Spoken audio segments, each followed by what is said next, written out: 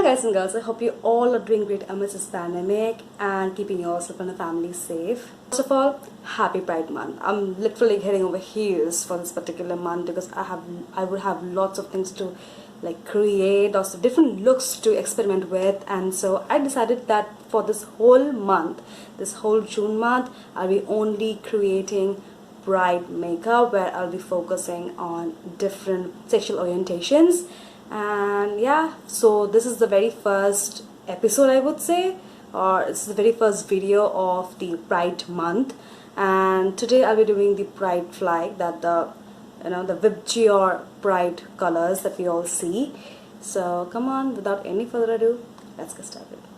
Okay, so before I forget, let me tell you this, that apart from creating video, I will also be creating a certain Pride makeup look, and I'll be uploading it on my Instagram account. The Instagram ID is @tutorials. Link is there in the description box below. The ID is also there. Please do check it out. And now come on, let's begin. Fine, so I'm already done with my base, and I just need to apply the LGBT, or I can say the Vibgyor colors, and I need to set it out, and that's how we'll be doing it. Easy, and probably anybody and everybody can do it. Okay, so this is my face and body paint palette, and I'll apply the Vibgyor colors on this particular section of my face, and I'll do a reverse. Like first I'll start with red, then with orange, then with yellow, and till like violet Vibgyor. So yeah.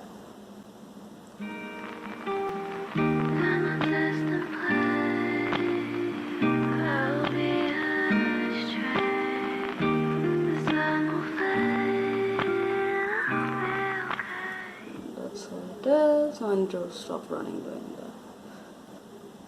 I'm feeling ticklish now. Help, anybody.